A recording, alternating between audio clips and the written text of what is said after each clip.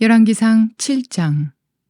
솔로몬이 자기의 왕궁을 13년 동안 건축하여 그 전부를 준공하니라. 그가 레바논 나무로 왕궁을 지었으니 길이가 100규빗이요 너비가 50규빗이요 높이가 30규빗이라. 백향목 기둥이 4줄이요 기둥 위에 백향목 들보가 있으며 기둥 위에 있는 들보 45개를 백향목으로 덮었는데 들보는 한 줄에 15이요 또 창틀이 3줄로 있는데 창과 창이 3층으로 서로 마주대하였고 모든 문과 문설주를 다 큰 나무로 네모지게 만들었는데 창과 창이 3층으로 서로 마주대하였으며 또 기둥을 세워 주랑을 지었으니 길이가 50규빗이요 너비가 30규빗이며 또 기둥 앞에 한 주랑이 있고 또 그 앞에 기둥과 섬돌이 있으며 또 심판하기 위하여 보좌의 주랑 곧 재판하는 주랑을 짓고 온 마루를 백향목으로 덮었고 솔로몬이 거처할 왕궁은 그 주랑 뒤 다른 뜰에 있으니 그 양식이 동일하며 솔로몬이 또 그가 장가든 바로의 딸을 위하여 집을 지었는데 이 주랑과 같더라. 이 집들은 안팎을 모두 귀하고 다듬은 돌로 지었으니 크기대로 톱으로 켠 것이라. 그 초석에서 처마까지와 외면에서 큰 뜰에 이르기까지 다 그러하니 그 초석은 귀하고 큰 돌 곧 10규빗 되는 돌과 8규빗 되는 돌이라. 그 위에는 크기대로 다듬은 귀한 돌도 있고 백향목도 있으며 또 큰 뜰 주위에는 다듬은 돌 3켜와 백향목 두꺼운 판자 1켜를 놓았으니 마치 여호와의 성전 안뜰과 주랑에 놓은 것 같더라. 솔로몬 왕이 사람을 보내어 히람을 두로에서 데려오니 그는 납달리 지파 과부의 아들이요 그의 아버지는 두로 사람이니 노스의 대장장이라. 이 히람은 모든 논일의 지혜와 총명과 재능을 구비한 자이더니 솔로몬 왕에게 와서 그 모든 공사를 하니라. 그가 녹기둥 둘을 만들었으니 그 너비는 각각 18규빗이라. 각각 12규빗 되는 줄을 두를 만하며 또 놋을 녹여 부어서 기둥 머리를 만들어 기둥 꼭대기에 두었으니 한쪽 머리의 높이도 5규빗이요 다른 쪽 머리의 높이도 5규빗이며 기둥 꼭대기에 있는 머리를 위하여 바둑판 모양으로 얽은 그물과 사슬 모양으로 따은 것을 만들었으니 이 머리에 7이요 저 머리에 7이라. 기둥을 이렇게 만들었고 또 2줄 석류를 한 그물 위에 둘러 만들어서 기둥 꼭대기에 있는 머리에 두르게 하였고 다른 기둥 머리에도 그렇게 하였으며 주랑 기둥 꼭대기에 있는 머리의 4규빗은 백합화 모양으로 만들었으며 이 2 기둥 머리에 있는 그물곁 곧 그 머리의 공같이 둥근 곳으로 돌아가며 각기 석류 200개가 줄을 지었더라. 이 2 기둥을 성전의 주랑 앞에 세우되 오른쪽 기둥을 세우고 그 이름을 야긴이라 하고 왼쪽에 기둥을 세우고 그 이름을 보아스라 하였으며 그 2 기둥 꼭대기에는 백합화 형상이 있더라. 2 기둥의 공사가 끝나니라. 또 바다를 부어 만들었으니 그 직경이 10규빗이요 그 모양이 둥글며 그 높이는 5규빗이요 주위는 30규빗 줄을 두를만 하며 그 가장자리 아래에는 돌아가며 박이 있는데 매 규빗에 10개씩 있어서 바다 주위에 둘렸으니 그 박은 바다를 부어 만들 때에 2 줄로 부어 만들었으며 그 바다를 소 12마리가 바쳤으니 셋은 북쪽을 향하였고 셋은 서쪽을 향하였고 셋은 남쪽을 향하였고 셋은 동쪽을 향하였으며 바다를 그 위에 놓았고 소의 뒤는 다 안으로 두었으며 바다의 두께는 한 손 너비만 하고 그것에 가는 백합화의 양식으로 잔가와 같이 만들었으니 그 바다에는 2000밭을 담겠더라. 또 놋으로 받침술의 열을 만들었으니 매 받침술의 길이가 4규빗이요 너비가 4규빗이요 높이가 3규빗이라. 그 받침술의 구조는 이러하니 사면 옆 가장자리 가운데에는 판이 있고 가장자리 가운데 판에는 사자와 소와 그룹들이 있고 또 가장자리 위에는 놓는 자리가 있고 사자와 소 아래에는 화환 모양이 있으며 그 받침술에 각각 4 놋바퀴와 노축이 있고 받침술의 4발 밑에는 어깨 같은 것이 있으며 그 어깨 같은 것은 물두멍 아래쪽에 부어 만들었고 화환은 각각 그 옆에 있으며 그 받침술의 위로 들이켜 높이가 1규빗 되게 내민 것이 있고 그 면은 직경 한 규빗 반 되게 반 원형으로 우묵하며 그 나머지 면에는 아로 새긴 것이 있으며 그 내민 판들은 네모지고 둥글지 아니하며 네 바퀴는 옆판 밑에 있고 바퀴축은 받침 수레에 연결되었는데 바퀴의 높이는 각각 한 규빗 반이며 그 바퀴의 구조는 병거 바퀴의 구조 같은데 그 축과 태와 살과 통이 다 부어 만든 것이며 받침술의 네 모퉁이에 어깨 같은 것 넷이 있는데 그 어깨는 받침수레와 연결되었고 받침수레 위에 둥근 테두리가 있는데 높이가 반 규빗이요 또 받침수레 위에 버팀대와 옆판들이 받침수레와 연결되었고 버팀대 판과 옆판에는 각각 빈 곳을 따라 그룹들과 사자와 종려나무를 아로 새겼고 또 그 둘레에 화환 모양이 있더라. 이와 같이 받침술에 10개를 만들었는데 그 부어 만든 법과 크기와 양식을 다 동일하게 만들었더라. 또 물두멍 10개를 노스로 만들었는데 물두멍마다 각각 40밭을 담게 하였으며 매 물두멍의 직경은 4규빗이라. 10 받침술의 위에 각각 물두멍이 하나씩이더라. 그 받침술의 5은 성전 오른쪽에 두었고 5은 성전 왼쪽에 두었고 성전 오른쪽 동남쪽에는 그 바다를 두었더라. 히람이 또 물두멍과 부삽과 대접들을 만들었더라.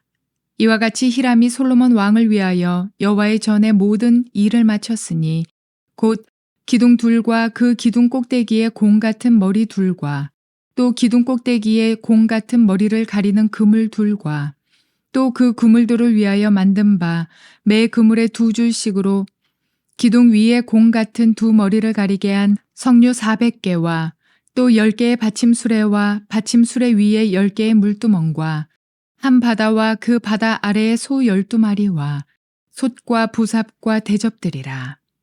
히람이 솔로몬 왕을 위하여 여호와의 성전에 이 모든 그릇을 빛난 노스로 만드니라. 왕이 요단 평지에서 숫꽃과 사르단 사이에 차진 흙에 그것들을 부어내었더라. 기구가 심이 많으므로 솔로몬이 다 달아보지 아니하고 두었으니 그 논 무게를 능히 측량할 수 없었더라. 솔로몬이 또 여호와의 성전의 모든 기구를 만들었으니 곧 금단과 진설병의 금상과 내소 앞에 좌우로 5씩 둘 정금 등잔대며 또 금꽃과 등잔과 불집게며 또 정금 대접과 불집게와 주발과 숟가락과 불을 옮기는 그릇이며 또 내소 곧 지성소 문의 금 돌적이와 성정 곧 외소문의 금 돌적이더라. 솔로몬 왕이 여호와의 성전을 위하여 만드는 모든 일을 마친지라. 이에 솔로몬이 그의 아버지 다윗이 드린 물건 곧 은과 금과 기구들을 가져다가 여호와의 성전 곳간에 두었더라. 좋은 날입니다. 성령님께서 오늘도 여러분들의 심령 가운데 큰 은혜와 평강으로 함께하여 주시기를 주님의 이름으로 축복합니다.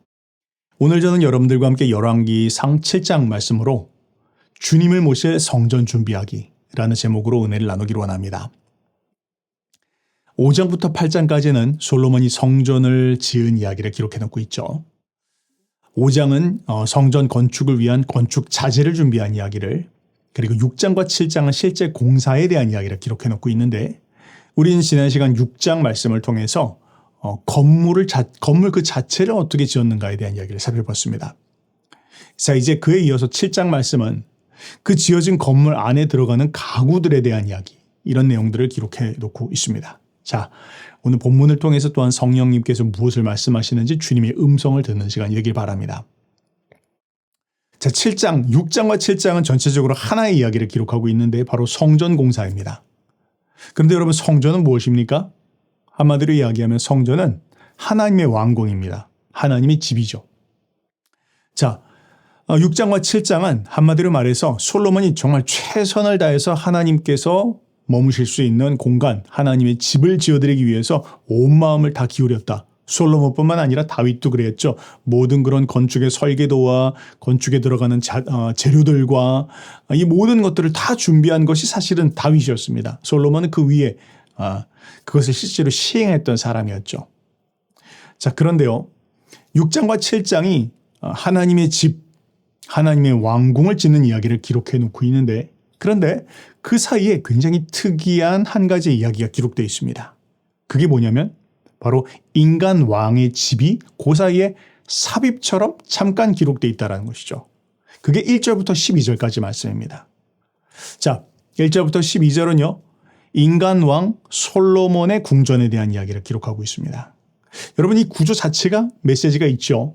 이 구조 자체가 우리에게 이야기하는 것이 있습니다. 신정적 왕정국가 이스라엘의 모습이 이 열왕기 기자의 구조 안에서도 서술 안에서도 드러나 있다는 것입니다. 하나님이 다스리시는 나라입니다. 그런데 그 안에 인간 왕의 궁전에 대한 이야기가 잠깐 기록되어 있다라고 그렇게 이해하시면 되겠죠. 자, 1절부터 12절로 그럼 한번 들어가 보도록 하겠습니다. 자, 이 그림을 한번 오늘 이제 몇 가지 그림을 많이 살펴보실 텐데요. 자, 첫 번째 보시는 그림은 바로 그 솔로몬 왕궁의 구조도입니다. 죄송합니다. 이게 한글이 아니라 영어로 된 자료밖에 제가 찾을 수가 없어서 일단 영어 자료를 보여드립니다. 이 자료를 보시면 1절부터 12절까지 이야기하고 있는 솔로몬 궁전에 대한 단면도인데, 그런데 이것이 정확하게 이것인지 아닌지는 알 수는 없습니다. 학자들마다 다르게 해석하는 사람들이 많지만, 그런데 본문을 봤을 때 아마 가장 이렇지 않을까라고 하는 부분들을 여러분들께 보여드립니다. 먼저 보시면 가장 맨 위에 보면 템플이라고 굵은 글씨로 쓰여져 있는 공간이 보이실 겁니다. 자, 이곳이 바로 성전입니다. 그런데 그 성전이라고 하는 곳, 그 밑에 보면 영어 글자가 많이 쓰여져 있는 그런 구역된 공간들이 밑으로 다닥다닥 붙어 있는 모습들을 볼 수 있게 됩니다. 자, 여기가 뭐냐면 바로 왕궁입니다. 그러니까 솔로몬의 왕궁의 이야기를 지금 하는데, 솔로몬 왕궁은 하나의 독채가 아니라 왕궁 컴플렉스, 그러니까 왕궁 단지다, 그렇게 말하는 것이 오히려 맞겠습니다. 자, 그 왕궁 단지가 하나님의 궁, 그러니까 성전 바로 밑에 붙어 있는 그런 구조로 전체적으로 이루어져 있다는 것이죠. 자, 출입구는 맨 밑에 있네요. 맨 밑으로부터 한번 그럼 들어가 보면, 맨 밑으로 해서 들어가면 가장 먼저 나타나는 것이 House of the Forest of Lebanon, 그렇게 있습니다. 레바논의 숲의 집이라고 하는 특별한 이름을 가진 공간이 나타납니다. 자, 이곳은 무엇이냐면 이 공간은 바로 왕과 신하들 혹은 왕과 외국의 사신들이 만나는 그런 장소입니다. 이곳에서 연회를 하거나 혹은 모임을 갖거나 그런 공간들을, 그런 장소를 가졌다는 것이죠. 크기는 약 한 길이가 50m, 너비가 25m, 높이가 한 15m 정도 되어지는 공간입니다. 자, 그렇게 해서 이 장소를 통과해서 들어가면 그 다음 만나게 되는 곳이 필라 홀이라고 하는 곳이 있습니다. 자, 이 필라 홀은 무엇입니까? 이것은 한국말로 이야기하면 기둥이 있는 낭실입니다. 이 낭실이라고 하는 것은 기둥이 있는, 그리고 천장이 있는 공간을 흔히 낭실이다, 그렇게 표현을 합니다. 뭐 옆에 벽이 있던 없던 상관이 없습니다. 자, 그런데 이것이 쭉 이렇게 기둥이 나열되어져 있는 공간, 이런 건 흔히 우리가 주랑 그렇게 부르죠. 기둥들이 쭉 서 있고 위에 이렇게 가림 천장이 있고 또 기둥이 서 있는 그런 공간을 주랑이라고 부릅니다. 자, 그런데 아까 이야기한 그 레바논 숲의 집을 통과해서 들어가게 되는 곳이 바로 그 기둥이 있는 낭실이라고 하는 곳이 있게 되는데, 자, 이곳은 무엇이냐면 왕을 아련하기 위한 접견실 혹은 대기실이다, 그렇게 말할 수 있겠습니다. 자, 왜 대기하고 있습니까? 그것은 그 다음 공간과 연관되어져 있기 때문이죠. 그 다음 공간이 스론 룸이라고 나와 있는데 보좌가 있는 낭실입니다. 자, 거기에 어떤 보좌가 있냐면 바로 솔로몬의 보좌, 그러니까 왕의 보좌가 그 자리에 있습니다. 자, 왕의 보좌는요, 다른 말로 이야기하면 이 공간은, 이 스론 룸이라고 하는 공간은요, 다른 말로 오늘로 말하면 법원입니다. 재판장이라는 것이죠. 왕의 기능이 법을 가지고 백성들의 송사를 판단하는 일이 그 당시에 왕의 가장 중요한 임무 가운데 하나였는데, 바로 그런 공간이 이곳이었다라는 것이죠. 왕이 자기의 보좌에 앉아서 백성들의 송사를 듣고 거기에 대해서 재판을 합니다. 바로 그런 것이 있었다라는 것이죠. 그러니까 그 보좌가 있는 낭실로 바로 사람들이 다 들어갈 수 없으니까 기둥이 있는 낭실에서 대기하고 있다가 그 다음에 들어가서 왕을 만나고 거기에 대해서 재판을 받고 하는 그런 공간들이 있었다라는 것이죠. 자, 여기까지가 퍼블릭한 공간입니다. 일반적인 사람들은 여기까지밖에 들어갈 수 없고요. 그 다음부터는 아주 사적인 공간입니다. 왕만이 들어갈 수 있는 그런 공간이었다라는 것이죠. 자, 그 공간에 보니까 팔라스 이렇게 써 있고, 그러니까 왕이 살 수 있는 왕의 사생활 공간이 있는데 거기에 굉장히 특이한 그런 하나의 집이 있다. 왼쪽 위에 보면 집이 있는데 바로 거기에 뭐냐 써 있는 거 보니까 House of Pharaoh's Daughter 그렇게 써 있습니다. 애굽 왕 바로의 딸을 위한 거주지가 별도로 거기 마련되어 있구나라는 것을 볼 수가 있습니다. 여러분, 당시의 왕비는요, 이 궁전 안에 같이 살지 않았습니다. 별도의 별궁에 왕비들이 따로 살았죠. 자, 그런데 이 바로의 공주, 그러니까 애굽의 왕 바로의 딸을 위한 그런 공간은 별도로 준비가 되어져 있었습니다. 자, 굉장히 특이한 그런 구조가 있습니다. 자, 이것은 뒤에 가서 좀 한번 설명을 해보죠. 자, 일단 그렇게 해서 이게 전체적인 그런 당시의 솔로몬 왕궁의 구조조다. 그렇게 여러분들 머릿속에 넣어놓으시면 되겠습니다. 그런데 1절부터 12절까지의 말씀은 이 구조에 대한 이야기를 하면서 여기에서 약간 부정적인 뉘앙스를 감추지 않고 이야기를 하고 있다는 것 또한 우리가 봐야 되겠습니다. 1절이 뭐라고 말하냐면요.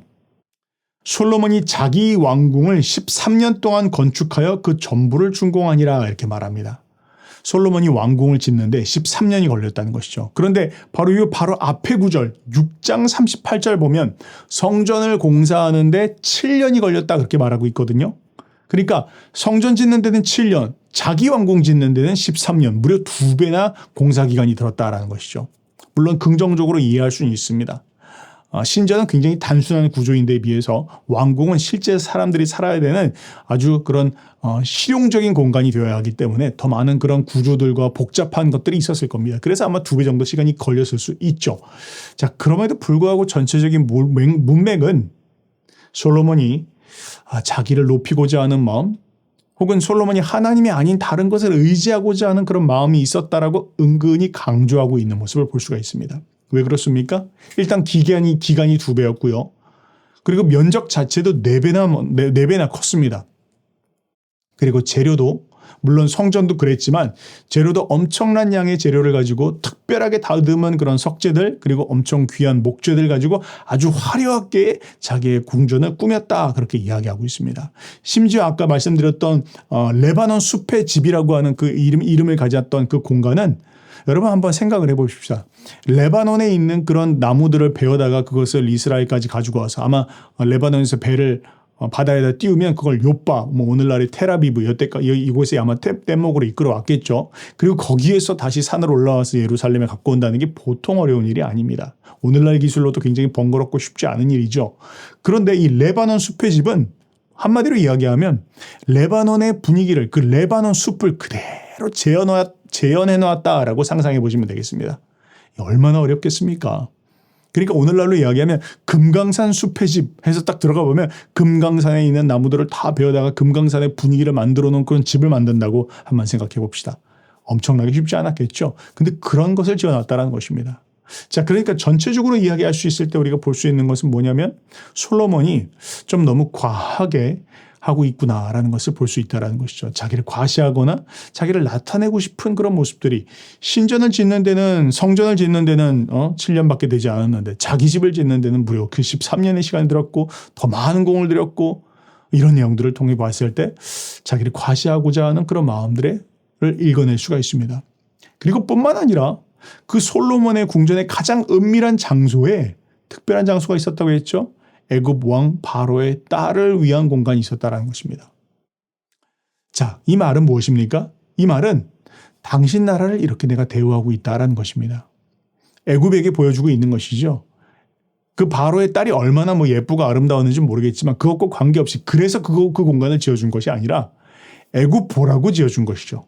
애굽에게 우리가 이렇게 너희를 대우하고 있으니 너희도 우리를 이렇게 대우하길 바란다라는 것을 건물 구조를 통해서 보여주고 있는 것입니다. 솔로몬이 뭘 의지하고 있습니까? 하나님을 의지하고 있습니까? 그의 마음의 한켠에 하나님이 아닌 다른 이웃 나라를 의지하고 있구나라는 것을 본문 구조가 또한 이 공간의 구조가 우리에게 이야기하고 있는 것입니다. 결국에 보면요. 역사가 이야기합니다. 이것을 통해서 이렇게 해서 성전 짓는데 7년 그리고 자기의 왕궁 짓는데 13년 동안 도합 20년 동안 이스라엘 사람들이 또 많은 노예들이 노동력으로 동원됩니다. 그리고 무려 많은 그런 세금들을 걷었겠죠. 이런 일을 통해서 솔로몬 이후에 나라가 두 쪽 나게 되는데요. 그 두 쪽 나게 된 원인이 바로 이렇게 무리한 공사를 한 것으로 말미암습니다. 라고 성경이 이야기를 하고 있습니다. 그런 면에서 봤을 때 하나님께서 기뻐하시지 않는 왕궁 건축에 대한 이야기를 성경은 기록해 놓고 있다는 것이죠. 그러나 그럼에도 이 왕궁 건축에 대한 기사가 굉장히 1절부터 11절 아주 짧게 기록되어 있는 그 이야기는 아까 처음 말씀드렸던 것처럼 이 신정적 왕정의 구조를 우리가 보여주고 있는 것입니다. 아무리 넓은 공간을 가지고 건물을 지어놨다 할지라도 그것은 성전의 부속 건물에 불과하다는 걸 늘 기억하라는 것이죠. 이 나라는 하나님이 다스리시는 나라고 그 하나님이 다스리시는 나라 안에 하나님의 통치권을 위임받은 인간 왕이 잠시 임시적으로 머물 수 있는 공간을 하나님께서 허락하여 주셨다라는 게 열왕기 기자의 메시지입니다. 그게 성경을 보는 날카로운 관점이죠. 자, 여러분, 오늘날 우리가 살아가면서 우리는 인류 역사를 주관하시는 하나님을 신뢰해야 합니다. 인간 왕이 등장하고 새로운 대통령이 등장하고 새로운 지도자가 등장했을 때 나라를 뒤집어 엎어놓을 것처럼 할 때가 종종 있습니다. 그러나 그럼에도 불구하고 시간이 흐르고 나면 그도 역시 그 자리에서 내려와야 합니다. 그리고 그 자리는 하나님이 세우시는 그 누군가가 대신 그 자리에 떠오르게 되어지죠. 뭘 이야기하는 것입니까?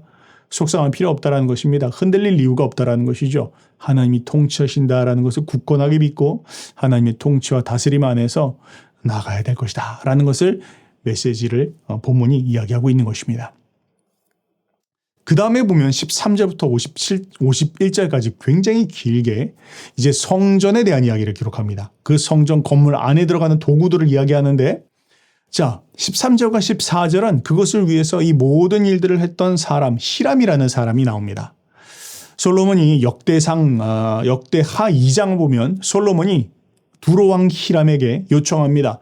금속을 잘 다룰 수 있는 대장장이를 좀 보내주십시오. 요청을 합니다. 그랬더니 히람이 한 사람을 보냈는데 히람이라는 사람을 보냅니다. 이 동명이인입니다. 같은 사람이 아니에요. 히람이라는 사람을 보냈는데 자, 이 사람은 어머니가 납달리 지파의 과부고 남편이 죽었다는 것이죠. 남편은 두로 사람입니다. 두로 사람인데 아주 그 놋을 잘 다루는 대장장이었던 것으로 보입니다. 그러니까 아마 그 아버지의 피를 이어서 이 놋을 다루는 데 있어서 굉장히 전문가, 당시에 가장 최고의 기술을 가진 사람이 있었는데 바로 그 사람이 히람이었다. 이 사람을 히람 왕이 보내준 것입니다.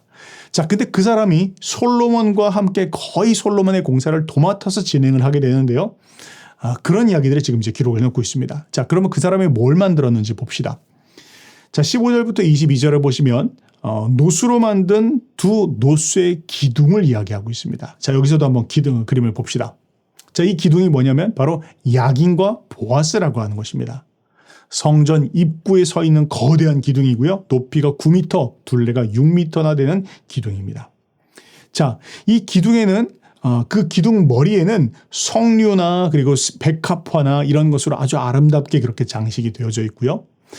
그렇게 해서 성전 들어가는 입구 안에 서 있어서 굉장히 사람들의 마음을 압도하는 그런 형태를 갖고 있습니다. 그런데 이 기둥에는 이름이 기록이 되어 있습니다. 이름이 뭐냐면 하나는 야긴이라는 것이고 또 하나는 보아스입니다. 야긴은 하나님이 세우시는 분이시다. 보아스는 그 능력의 근원이 하나님에게 있다라는 것을 이야기합니다. 그러니까 이 두 가지가 갖고 있는 메시지가 있는 것이죠. 바로 이 다윗의 나라를 세우시는 분은 하나님이시고 그리고 이 다윗의 나라의 존립은 전적으로 하나님의 능력에 의존되어진다라는 것을 이 성전의 기둥이 우리에게 보여주고 있는 것이죠. 이 나라는 하나님께서 통치하시는 나라야. 우리는 하나님을 의지해야 돼. 그것이 바로 그 두 기둥이 보여주고 있는 것입니다. 제가 한국에서 예수님을 처음 믿었던 그런 제 모교회죠. 모교회가 소망교회인데요. 신사동에 있는 소망교회. 한번 가보시면 그 신사동 소망교회 앞에 두 기둥이 서 있습니다. 근데 그 두 기둥이 바로 그 야긴과 보아스를 본따 만든 것입니다. 제가 직접 올라가서 길이를 재보진 않아서 얼마나 큰지 모르지만 어쨌든 거대한 기둥이 두 개가 서 있는데요. 바로 그런 기둥이 성전 앞에 서 있다라는 것입니다. 자, 그 다음에 또한 그 히람이 만든 구조물이 뭔지 보니까 물두멍을 그가 만들었다라고 하는데 그게 별명이 바다, 얼마나 거대했는지 바다라는 이름을 가진 물두멍을 만들었습니다. 자, 여러분, 물두멍 무엇이죠? 물두멍은 보통 제사장들이 제사를 드리고 난 후에 혹은 제사를 드리기 전에 자신의 모습을 보면서 씻는 것이 바로 물두멍입니다. 자, 그런데요, 이 물두멍은 아주 특별합니다. 또 한번 그림을 보시면 이 물두멍은요, 크기가 거대합니다. 직경이 4.5m, 둘레가 14m, 높이는 무려 2.3m나 되는 그런 크기를 가지고 있습니다. 용량도 엄청나게 많은 물이 들어가는데 약 한 4만 5천 리터의 물이 들어가는 거대한 구조를 가지고 있습니다. 그림에서 보시는 것처럼 소 밑에 있는 받침들이 있었는지 없었는지는 확인할 수 없습니다. 그런데 아마 거기에 지금 그려놓은 이유는 물두멍의 역할이 뭐라고 말씀드렸죠? 제사장들이 자기의 얼굴을 보기 위한 것입니다. 그런데 높이가 2.3m나 된다는 것이죠. 그러니까 그 위에 올라갈 수는 없지 않습니까? 그래서 아마 거기서 내려오는 물을 어떻게 밑에서 볼 수 있도록 그것에서 밑에서 보고 씻을 수 있는 구조가 아마 있지 않았을까 상상하여서 그린 것입니다.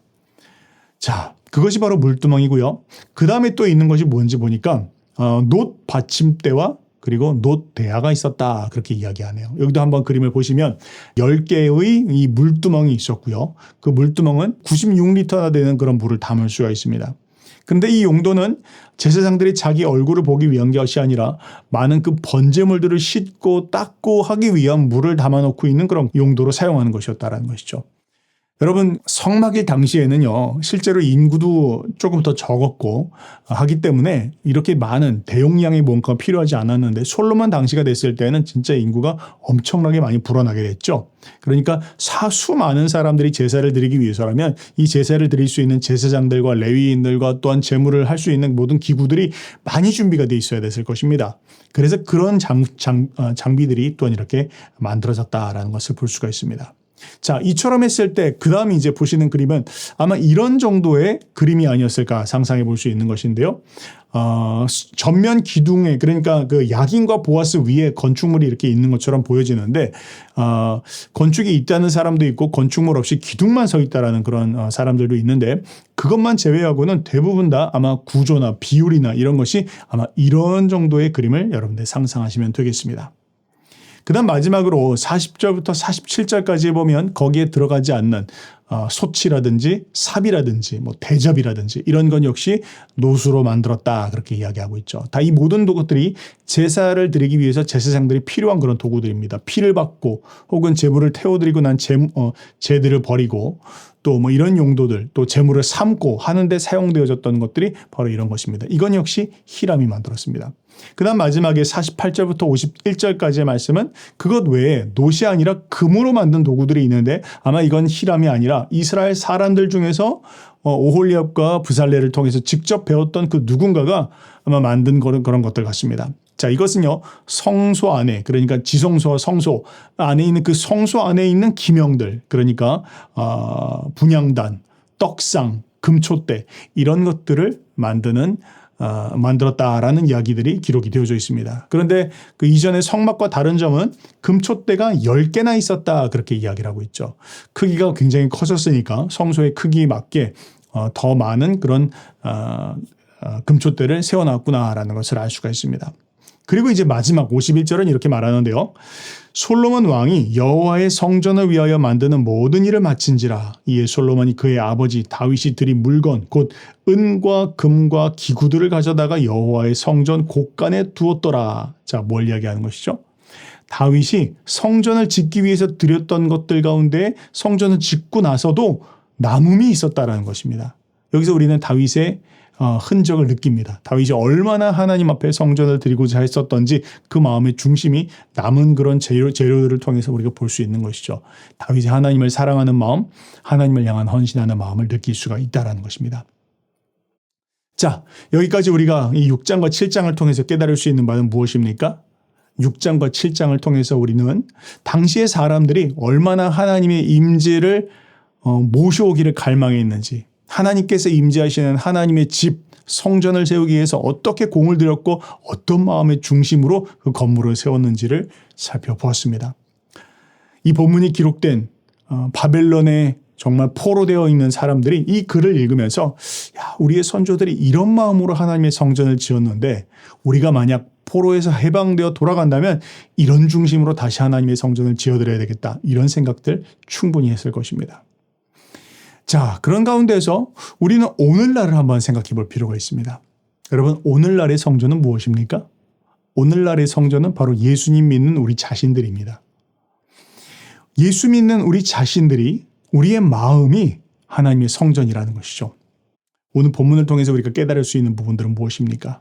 우리의 마음이 어떻게 준비되고 있는지를 우리는 살펴봐야 된다는 것입니다.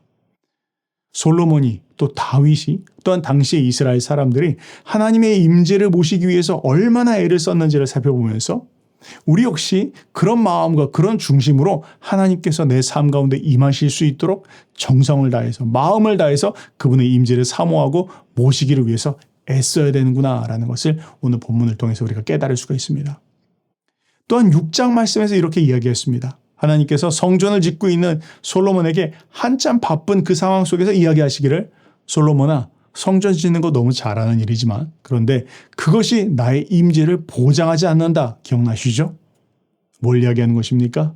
하나님께서 우리 안에 계십니다. 예수 그리스도께서 우리의 보좌 안에 거하십니다. 우리의 성전 안에 거하시면서 말씀하십니다. 성전을 짓는 것보다 더 중요한 건 그분의 말씀에 순종하는 것입니다.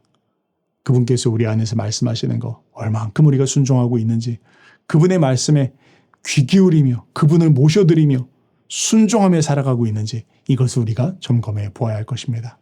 그렇게 승리하시는 저와 여러분들 되시기를 주님의 이름으로 축복합니다.